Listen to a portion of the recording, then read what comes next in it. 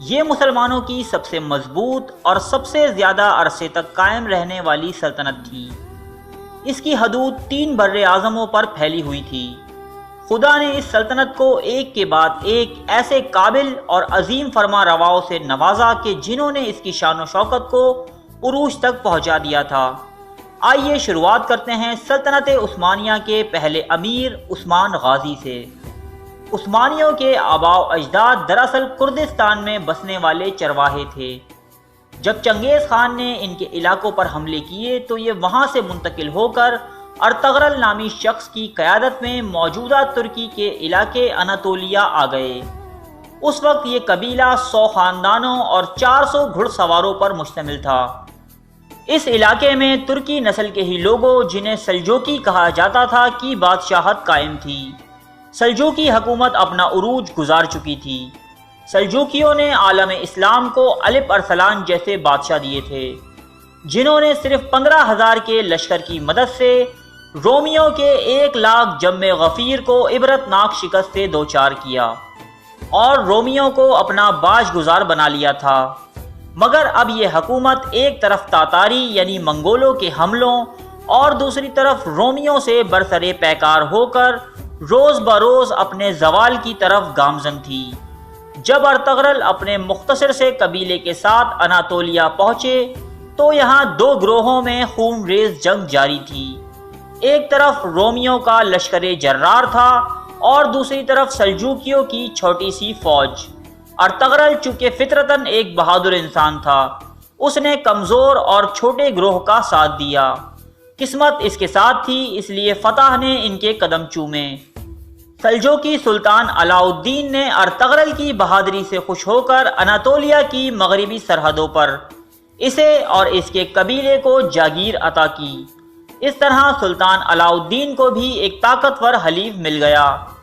سلجوقیوں کی منتشر ہوتی قوت کے سبب ان کے کئی امیر خود مختاری کا اعلان کر چکے تھے، لیکن ارطغرل نے کبھی علاء الدین سے بغاوت کا نہیں سوچا۔ وفاداری اس کے خون میں تھی، اس لیے ارطغرل نے ہر موقع میں علاء الدین کا ساتھ دیا۔ 1258 عیسوی، اس سال کو مسلمانوں کے بدترین زوال کے طور پر یاد کیا جاتا ہے، کیونکہ اس سال عروس البلاد بغداد پر ہلاکو خان نے حملہ کیا اور اسے صفائے ہستی سے مٹا دیا۔ مسلمان عورتوں اور بچوں کو غلام بنا لیا گیا، جبکہ مردوں کو قتل کر کے ان کی کھوپڑیوں کے مینار بنا دیے گئے۔ علوم و فنون کے مراکز تباہ کر دیے گئے، علماء کو تہ تیغ کر دیا گیا۔ ایسی قتل و غارت گری اور تباہی کے بعد لوگ سوچتے تھے کہ مسلمان اب پہلے جیسا مقام حاصل نہ کر پائیں گے، لیکن تقدیر ان پر ہنس رہی ہوتی تھی، کیونکہ اسی سال یعنی 1258 میں ارطغرل کے ہاں ایک لڑکا پیدا ہوا جس کا نام عثمان رکھا گیا۔ مستقبل میں اس لڑکے کی نسل سے ایک ایسی قوت تشکیل پانی تھی کہ جس کا مقابلہ کرنے کی سکت ایشیا، یورپ یا دنیا کی کسی فوج میں نہ تھی۔ عثمان آداب و اخلاق اور ذہانت میں اپنے باپ سے کسی صورت کم نہ تھا۔ یہ بھی اپنے باپ کی طرح ہمیشہ سلجوقیوں کا وفادار رہا۔ نوجوانی کے دنوں میں عثمان ایک بزرگ کے پاس علم حاصل کرنے جایا کرتا تھا۔ ان بزرگ کی ایک نہایت ہی حسین و جمیل صاحبزادی تھیں، جن کا نام مال خاتون تھا۔ جب عثمان نے مال خاتون کو دیکھا تو وہ اس پر فدا ہو گیا۔ عثمان نے ان بزرگ کے سامنے مال خاتون سے شادی کی پیشکش ظاہر کی۔ عثمان چونکہ ایک امیر گھر کا چشم و چراغ تھا، جبکہ یہ بزرگ ایک غریب درویش، اس لیے انہوں نے عثمان کو انکار کر دیا۔ اس کے بعد مال خاتون کی خوبصورتی اور علمی صفات کو دیکھتے ہوئے کئی سرداروں نے اسے شادی کی پیشکش کی، جو کہ عثمان سے رتبے اور جاہ و جلال میں بہت آگے تھے، لیکن ان بزرگ نے ان سب کو منع کر دیا۔ ایک رات عثمان نے ایک خواب دیکھا کہ ایک چاند ہلال کی صورت میں اس کے بزرگ استاد کے سینے سے نکلا اور عثمان کے سینے میں داخل ہو گیا۔ پھر اس کے پہلو سے ایک زبردست درخت نمودار ہوا جو بڑھتا ہی چلا گیا، یہاں تک کہ اس کی شاخیں بحر و بر پر چھا گئیں۔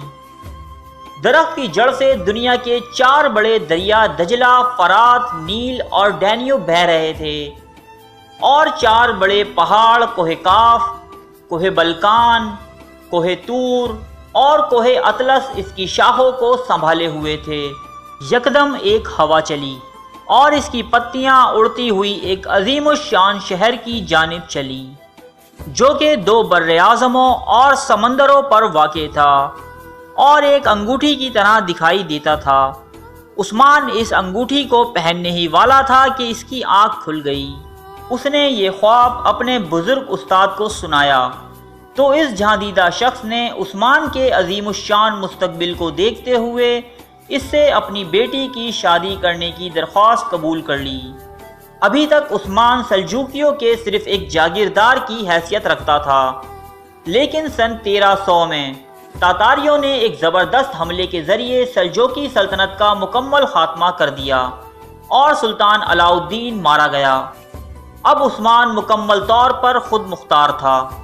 شروعاتی دور میں جنگ و جدل کے بجائے عثمان اپنی سلطنت کے انتظام و انصرام میں مصروف رہا، جہاں وہ اپنی انصاف پسندی اور رحم دلانہ صفات کی بنا پر بہت مشہور ہوا۔